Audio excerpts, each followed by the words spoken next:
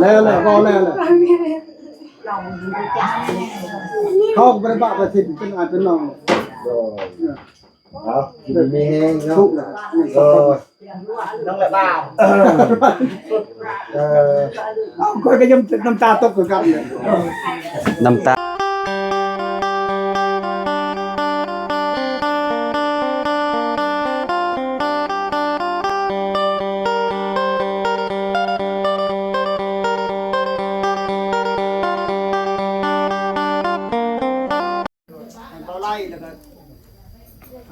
เราเล่ากับฮายินีไม่แห้งเข้ามา3 คนพวกนั้นข้าวเรียกแค่เลยฮายินีไม่แห้งเก็บได้ใครยังมีมด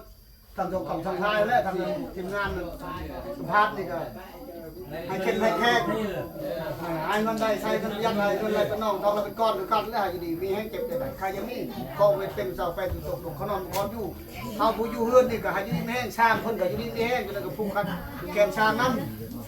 เข้มได้ใครมีคนก็ให้เข้มแข็งต่อไปให้ไปเรื่อยๆก้าวเดินไปเรื่อยๆเดินไปบอดอื่นอีกวันนี้ก็มีวันนั้นก็มีก็ทุกอย่างวันให้ได้ลูกหลานเฮานี่ลูกเฮานี่จะเป็นเลยเอาจะดีแห้งด้วยเจ็บได้ใครนี่เด็ดเก็บชุกชุกคุณสบายได้ส่วนนั้นเองจะเป็นเยอะอยู่ได้ให้ลูกสาวภาคที่น้องหาทางสู้เขาว่าคัดเลยคือนี่แล้วผ่านมาเลยระวังห้ามกลัววันอื่นเอามันยืนคนนี้เลยรอยังไงเอ้ยเอาละได้ยินบ่อ้ายเขาน่ะวันนี้นะเอาหาเงินได้ใช้ประหยัดจะนำถึงรวยแล้วอ่ะแม่นแล้วถูกหาต้องได้ใช้เงินลายกับบ่รวยหาได้ลายก็ใส่ลายกับเบิดคือเก่าเอากับสบายดีและสวัสดีเนาะ FC เบิดสุขุทุกคนเนาะต่อพี่น้องเลยเนาะสบายดีเด้อว่าหลายเด้อพี่ทางนี้เนาะน้องวงน้องนางเจ้าของเฮือนพี่น้องเนาะฝั่งนั้นก็สิเป็นลูกเนาะสบายดีเด้อลุงเด้อพี่น้องเนาะขึ้นบ้านใหม่ใส่หญ้าเต็มพี่น้องเนาะเฮือนน้องคำเพิ่นเนาะมีแต่เนาะหาโอ้เพิ่นไปแล้วพี่น้องเนาะทางอ้ายน้องคำเนาะมีแต่จะผูกแขนนะบัดนี่เนาะล่างเพลล่ะใส่แม่แล้วได้ซะแม่ตู้เด้มีตู้ไปจังได๋ซะฮอดเลิกเพราะว่าอยู่ให้ผมจักอย่าบอกนะว่าฮอดเด้อคอนยาวนี่ยังอยู่ให้เสียหน้ามาเลยเอาไปก่อนเลยทำได้ช่วยไว้อะไรก็ยอมแล้วไม่ตู้เด้อเพิ่นก็ว่าคนบ่หลายปานใดเนาะนี่แหละสำเร็จพอดีแล้วพอดีงามจะฮู้บ่เฮือนพ่อตู้มีแต่เด็กน้อย30ปลายคนมาใหญ่บ่ค่อยมีบ่ใหญ่บ่ค่อยมีมีแต่เด็กน้อยหลายพี่น้องเนาะเฮือนพ่อตู้ส่งตัวแทนมาบ่ว่ะ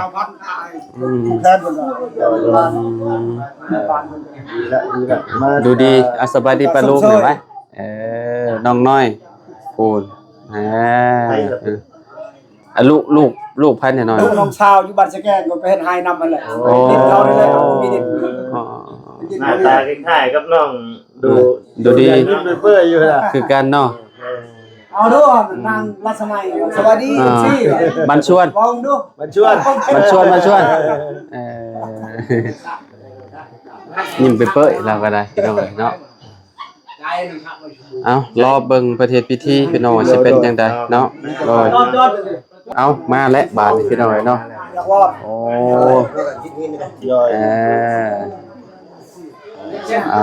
อันนี้คือใส่เงินผูกแขนได้เนาะใส่นี่เลยเนาะใส่นี่เลยเนาะมาเฮาก็ได้ซะใส่ก่อนใส่ก่อนพี่น้องเนาะเอาจะได้มาเอาให้เอาอย่าเวลาผูกก็ผูกเลยพี่น้องบ่ยากผูกใส่เงินเนาะนี่เฮาใส่เนาะนี่มีแฮงเนาะมีญาติมีนางมีตาโดยเนาะโอ้พี่น้องเนาะ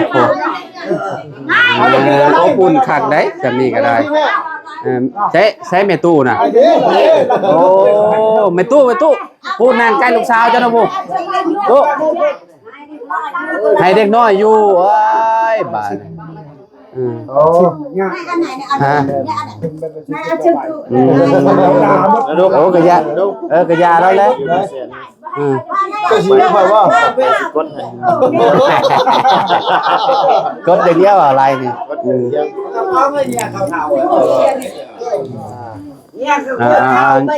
ับข้าวเนาะ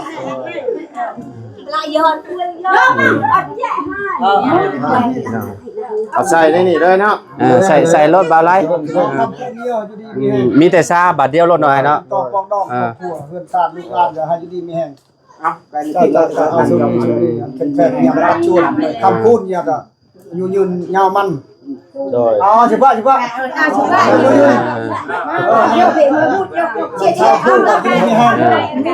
ห้ได้พวกเก่า เอามาขอบใจมันเข้มแข็งกับผ้ากันเป็นเด้อสาทุกมื้อนี้มีสันวันดีวันงามผู้ประทิศให้มันจัดให้ยืนเจ็บใจได้ใครมีข้อเป็นเช้าไปตกลงขนอนกอดอยู่วันนี้วันจบวันงามอยู่เย็นกินชุบอยู่กินสบายทางนั้นFCก็หาเงินได้ใช้เงินประหยัดทางเฮาก็ให้มันให้ยืนได้ให้ได้เงินได้เงินอะไรเป็นน้องทำก่อนหมดทั้งสองกำสองพาเลยมาอยู่ยืนเด้อไผก็ได้ให้มันให้ยืนไปได้100,000ภาษาซะนี่แหละข้าพเจ้าจังหลาย ขนาดว่าบ่จักได้นี่เนาะนี่แหละ ข่อยมาคำนึงที่อ้ายแล้วว่าหาเงินได้ใช้เงินประหยัด แม่นข่อยก็มากคือกัน แต่ว่าเฮ็ดบ่ได้เฮ็ดที่อะไร ได้ดูวันนี้เราทายชุดทายนี่คือว่าเฮาผูกแขนแล้วเนาะเอาเนี่ยก็สบายทาง FC ทางทีมงานที่มาสัมภาษณ์ช่วยเหลือก็ตัวหลักๆก็มันลวงหน้าลุงเฮิมไปแล้วเนาะโดยมาพากรข้าพเจ้าก็คือเฮ็ดและคือพวกน้องเฮ็ดและผมมียังบ่ขอบชวนปิดกระแบตัวนึงมาตอบแทนให้เจ้าคิดโดยมีค่าอยู่แล้วให้คิดให้ลิ้นนำกันนี่แหละให้มวลชื่อกันนี่แหละ เจ้าขอบใจหลายโดย ทางเจ้าก็ จะน้ำกันนี่แหละเนาะ ให้มันให้ยืนเดินทางต่อไปก็ด้วยความปลอดภัยสะดวกจิตใจก็บ่ให้ยุ่งบ่ให้ยากเว้าคำใดให้ได้คำนั้นเว้าไม่ผิดคิดไม่พลาดให้คิดให้ย้ำทางผู้ใหญ่จะดีเพิ่นอยู่ในหรือต่างประเทศเด้ออ้ายเด้อ โดย สาธุ เจ้าจักจังหลายเด้อเว้าหลายก็ใจตาย โอ้คักแล้วสามีก็ได้เด้อโอเคแล้วเนาะพี่น้องเอ้ยเนาะ เพิ่นต้องลิ้นเลยอาจารย์เด้อนี่ แม่น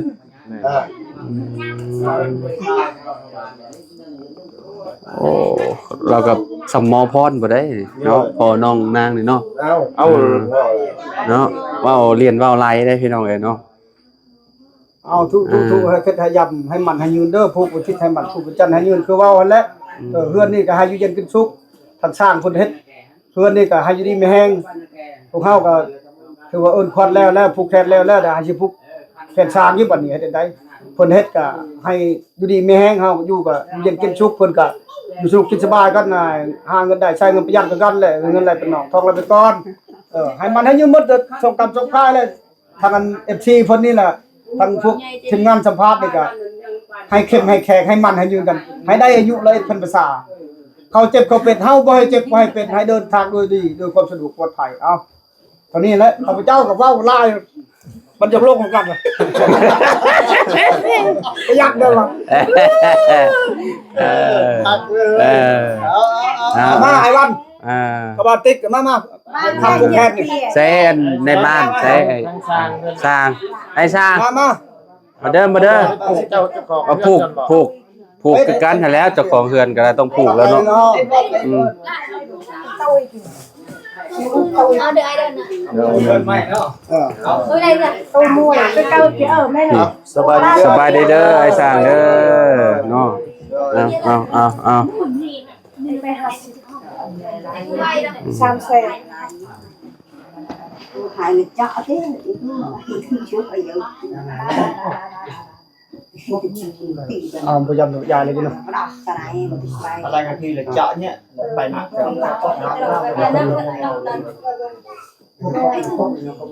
อะไรไปนะเจาะเนี่ยไปนะผูกจะซื้อเงินจะใช้แล้ว โอ้ยบ่เป็นหยัง บ่มีหยังก็โอ้ย โดย ซ้ำมีเงินแล้ว มา พวกหลานเอ้ยพวกน้องเอ้ยก็ได้เฮือนได้ชาติเลยข้าพเจ้าก็เลี้ยงบ่กุ้มคือกันเห็นบ่มันบุญหลายชายยาวบ่เจ้าช่วย ถ้ามี ทุกข์คุณ ถ้ามีลายก็คือว่าแล้วเลี้ยงบ่ไหว้ อ้าวอย่าเลยล่ะยอดอันนึงแกอันยอดจินโอเคมาเอาคือมันน่ะเอาคือเชิงเลยก็เจาะเลยเนาะเอาคือไปอันตะกี้คือไปรับอันตะกี้ ยังสงสัยเลยเขาว่าคือนี่คืออ่ะ คือแล้วมันค่อยๆเนาะ อ๋อคือนี่คือให้ เอ ค่ อ อย คือ เนาะ ไปแล้วมันเอาคือชามให้คือชาม ให้คือชามเช็ด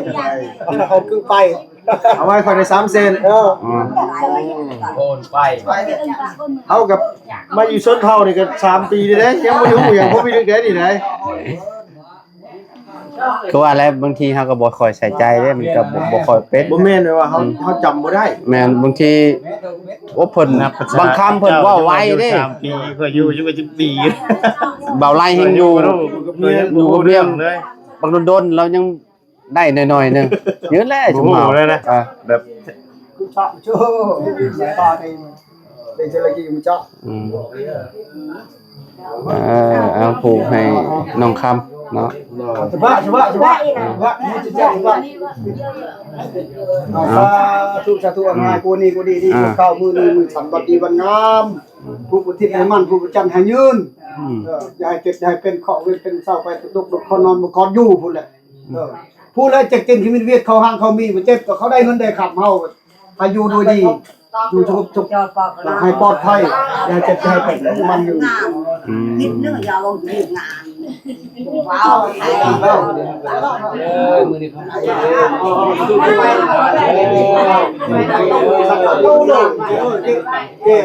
ông nhà phía còn dùng chầu nhà ông nhà này nó dồn nó dồn tại nhà dùng như thế khi mà bây giờ cái chụp là bệ này thì bệ được nhô thì được chọn này các bạn còn bệ này tại dồn bệ này bệ nào nhô đấy cho nó cạp rồi này cái cạp chậm tiền trên đây đấy cái gì lên tay của mình lên cái nào เอาได้จิ้มได้ถึงหัวสิภาษา เงามีแต่หัวน้ำเลยนะ เซลวันก่อนเลยดูดิ ยันบอกว่าอย่าไปไล่ให้ยัน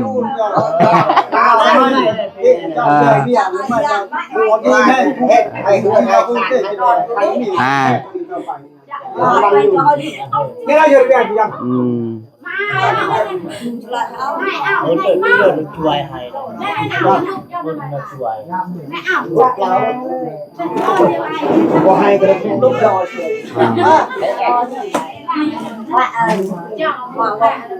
lại màu này nè không chèn nữa nào dụng ra เนาะ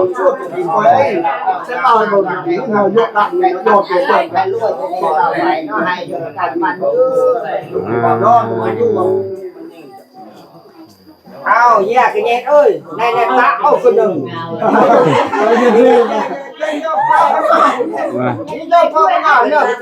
này ơi cái đừng là nhẹ hả mà แปลยังแปลได้บ่อะไร โอ้ยเกิดแปร อะไรแปลเลย แปรอยู่อะไรอยู่น่ะ โอ้ยอมคือกันได้เพิ่น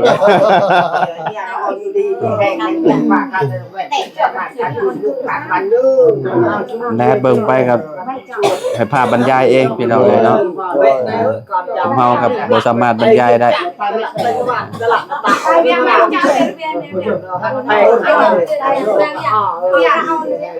เอาแม่ฉากอย่าเผาแม่เลยพลังปลุกนี่แล้ว สร้างไป ไป แล้ว แล้วแม่ ยังไม่ทันได้แล้วเจ้าน่ะ เผาแล้วออกมาแล้วไปแล้ว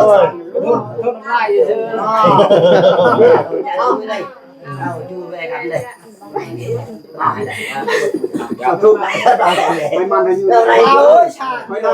เราบ่มีฉาก คือลูกเพิ่มมีทุนรับเองสักยังไงไม่จนเจ้าเลยให้เก็บให้เป็นให้ดีเนี่ยให้ดูใจของเราต่างคือเจ้าให้มันให้ยืนเขาผู้ยืนให้มันให้ยืนเห็นก่อนให้ยืนกินสุกเขายอมได้เขามีสามบาทหรือบัตรไหนเทียบกันเขาว่าข้ามช่างรวดคือความมากเขาว่าเป็นช่างเลยช่างเลยเจ้าให้ยืนมึงนึกว่าเมียมึงเคยมึงคือว่าทางใดใช่เมียกูเต้าอะไรอยากกูต้องซื้อเขาเป็นนั่นอยากคนเดียวเพชรไม่ยาวเอาเจ้าข้าวนี่ก็ชมถึงที่วันเลยเจ้านั่นเป็นทำงานมากเด็กนะลูกน้องนี่ลูกน้องชายกันเขาตุ้มมาดีเลยเขาสั่งมาตีกันแต่ว่าเรื่องนั้นเราอะครับเจ้าไปสร้างใครอยู่ดีแข่งกับ ถ้ามีแนวยึดก้อนขี่ตะไคร้มันก็สิเน้นอยู่นี่ต่อไป ขี่รถไฟออกสนามบ้านเนาะเก่าน้องไส้เนาะ แรกๆเล่นน้องไส้กับแบบนี้ตอนนี้บ่ค่อยโยกแล้ว ใช้ตาโยนมาจูก็กันโจอยู่โบราณป้าร้านนี้ก็แพงเลยนะไปเพิ่นผูกแล้วบ่ล่ะบ่ ทุกแฟนเจ้าเนี่ย มีแต่เฮาสิผูกแขนนั่นน้องคำเพิ่นก่อนกับแม่ตู้เพิ่นอย่าให้เพิ่นผูกเบิดก่อนก็ได้เดี๋ยวเฮาจะผูกตามหลังก็ได้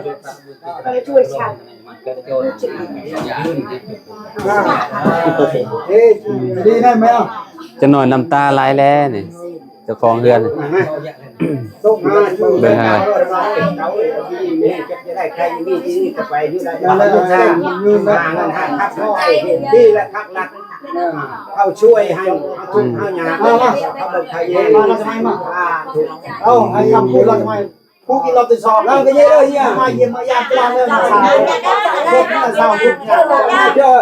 ให้ชุดให้ดูที่เจ้าเลยเย็นยาวเลยบ้านกับเจ้าได้แค่มันเบียนางแล้วเอากับเบียนางกันนี่เจ้าต้องเลยมันจะเป็นน้ำตาอยู่ดีมี แต่เป็นภาษาบ้านเฮาเขาเว้ากันแบบเต็มที่ได้เนาะ เอาดีเลย เฮ็ดแบบเรียบง่ายมันก็ดีกันเพื่อนบ่ตู้พักบ่ได้มีหยังเลยพาขอพากวนก็บ่ได้มีขึ้นครับแนวนั้นขึ้นง่ายดิง่ายเกิน ดูแต่เงินมาเงินมันเงาเลยเห็นบ่เงาเลยน้ำบูดน้ำเดียวเลยไม่ได้แล้วบ่ล่ะบ่ มาเจอมันน่ะเดี๋ยว ถ้าผูกอันนั้นก็ผูกอันน้องเจ้าก็มาอ้าวให้กดนี้ดีกดเขาเด้อขึ้นบ้านใหม่อยู่ดีมีแฮงนะบาดนี่อยู่เย็นเป็นสุขอยู่แม่นเป็นข้าวเป็นตุ้มข้อนอนคอดอยู่พุ่นเคาะพุ่นจริงๆที่เวียดพุ่นข้าวพุ่นหังนี่เอาลำหนูเอาจุ๊บเนาะเอาสาธุเนาะเอาพูดก็ให้มันให้ยืนโดยมาแม่ตู้ให้กดนี้ดีกดเขาเด้อแม่ตู้ฮะเอาอยู่ดีมีแฮงเด้อแม่ตู้เด้อขึ้นบ้านใหม่ลูกสาวก็ได้เด้อเป็นผู้พ่อใจให้ลูกให้เต้าเด้อจะไปดุร้ายไปมาให้เอาอยู่ดีมีแฮงเอาให้มันให้เยินมาแล้วเรียบร้อยบาดนี่พี่น้อง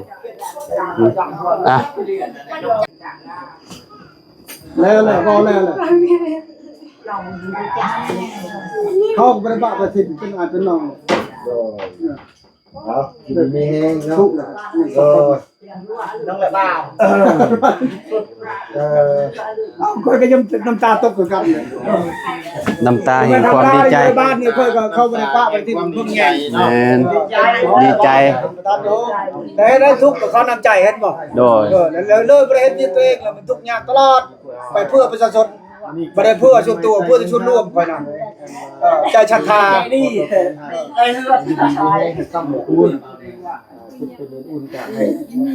มีหายใจไปทุกเรื่องงาน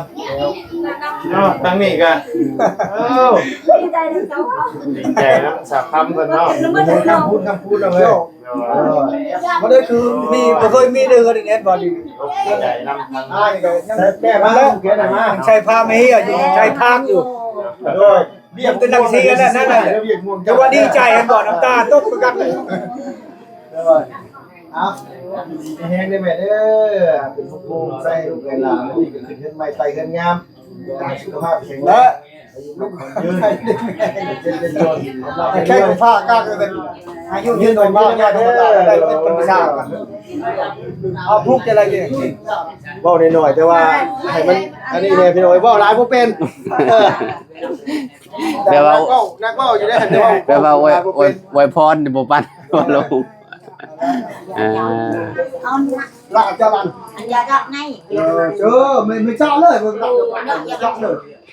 ไม่สามคือชีวิตจ้ามัน เด็กจับ เอาเลยให้ดีแม่เก็บอะไรใครจะมีทำไมมันพอไล่ก็ได้ทั้ง FC นี่นะอายุมันว้าวยอดธรรมตาได้เลยพันธุ์ซ่าอายุก็ได้ไปมาหาสู้กันเป็นอายเป็นน้องกันแล้วเป็นน้องเป็นลุงกันเป็นน้องกันเอาไปต่อเอาเลยพูดเจ้า แม่ตู้สิปลูกแม่ก็บ่ให้ปลูกว่าหลาย ให้เท่าให้แก้ให้มันยิ่งกว่าเราแหละเท่าแก้ก็ยังมันยังยุคแข็งแรงอยู่เองก็ได้เจ้ากันยังเป็นโรคเด้อถ้าเป็นโรคเจ้าเป็นโรคผู้นั้นบ่ ว้าวต้น บ่ตู้นอกเรื่องเจ้าเด้อกดบ่โดนตากันเนาะแม่นเลยไปใส่กันฮะเขาฮักเขาแพงฮักไปนู่นแพงแต่นู่นไปไกลให้มันอยู่เอาคนนี้เข้าต่อ เอามานั่งเอาเด็กไม่ ไม่ก็บ่ได้ใส่เลยมันไป เอาให้คนนี้ก็ดีกูเข้ามื้อนี้มื้อสัตว์วันดีวันงามทุกประเทศให้มันทุกประจันให้ยืนคือเจ้ามาสัมภาษณ์ก็ให้มาด้วยดางด้วยดีให้เดินทางด้วยความปลอดภัยอายุยืนตรงภาพยาววันเก็บจะได้ใครมีแข้งกุผ้าตาเวนให้มันอายุได้อายุเล็กธรรมชาติและให้เป็นพี่เป็นน้องกันเป็นน้องเป็นลุงกัน แม่ตู้คือยังนอนนั่นแหละเนาะ อย่าปะอย่าทิ้งกันเบิ่งแย่งกันนี่แหละอันใดที่สิ่งขัดเคินก็ประสานงานกันเบิ่งแย่งกัน แม่ก็จะเห็ดใน เพิ่นก็บ่ได้คาดเลยว่าเพิ่นมาตลอด แม่ดูใช้ บ่าวลาวนี่ก็เพิ่นบ่ได้ปักเพิ่นกินเพิ่นเอาใจใส่มันอยู่ ขอบใจละลายเนาะ แล้วบัด ขอบ นี้ ใจเบาไหล โดย แล้วบ่บัดนี้แล้วบัดนี้เนาะยกอ้าว สาธุเอาขอบใจหลายๆเด้อท่านผู้ใหญ่ใจดีเพิ่นถือว่าแล้วถือว่าผู้แคนเรียบร้อยแล้วแต่อยู่เฮือนใหม่แล้ววันนี้อยู่เย็นกินสุขอยู่กินสบายทางเจ้าผู้ใหญ่ใจดีทางอยู่ในหรือต่างประเทศก็ให้มันให้ยืนเด้อให้ได้อายุเลยพันภาษาเจ็บอย่าได้ใครมีสิ่งที่ข้อเป็นเศร้าไปตกจะเป็นตกนกขนอนบ่คอนอยู่เจ็บเป็นนั่นจริงๆมีเวียดเข้าบ่วางผู้มีเข้าผู้เป็นสิทธิพุ่นเฮานี่ทุกข์นี่ยากยังได้เฮ็ดได้ทำได้เฮ็ดเรียนงานเขาจะได้เงินได้คำเอามันอยู่ จ้าถูกเอา แล้วบัดนี้เอาขนมบัดนี้เอาน้ำน้อยเอา กินได้บาดนี้เอา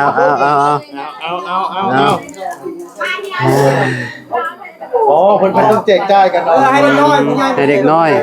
แจกจ่ายขนมมาให้แจกจ่ายให้เด็กน้อยเอาสาวโอเคได้สิเด้อดีมีแฮงเด้อเดี๋ยวสิมาดีมีแฮงพอกันคลิปหน้าเด้อสิบอกเรื่องนกชาได้สอบถามก่อนเนาะโดยโดย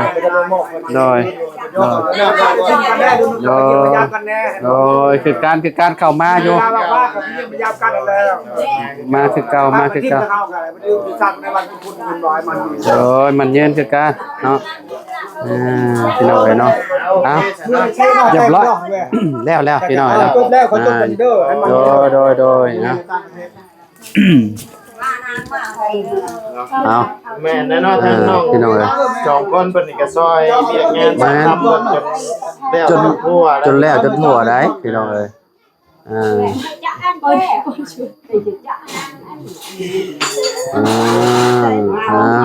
ในตู้ปลูกให้ร้านน้องนางน้องวงเนาะพี่น้องเอ้ย ตลอดปลอดภัยลาอย่าปลอดภัยบ่ตั้งแต่ปลอดภัยเลือกบ่จะบ่ตั้งแต่เอาตั้งแต่ใจมาเลยล่ะบ่ ตรงข้าง วิไปอันยาก็อันละกูก็เปล่าช่วยเรียนมาได้แล้วเดี๋ยวจะจ่ายอะไรเอาไปทำยามาได้ยินเลยปัจจุบันน้อยยอดหัวแพงเลย ไว้ควายมันไม่ได้ไปโตเด็กนี่ที่สุดแน่นอน อยู่ดีมีแฮงอยู่ดีมีแฮง เพราะงั้นน้ำตาไหล น้ำตาไหลแหละทางนั้นน้องวงพี่น้องเอ้ยเนาะ ก็ตีก็ตีตัวเพื่อนเขาลูกตีใหญ่ตีก็ลูกใหญ่กว่า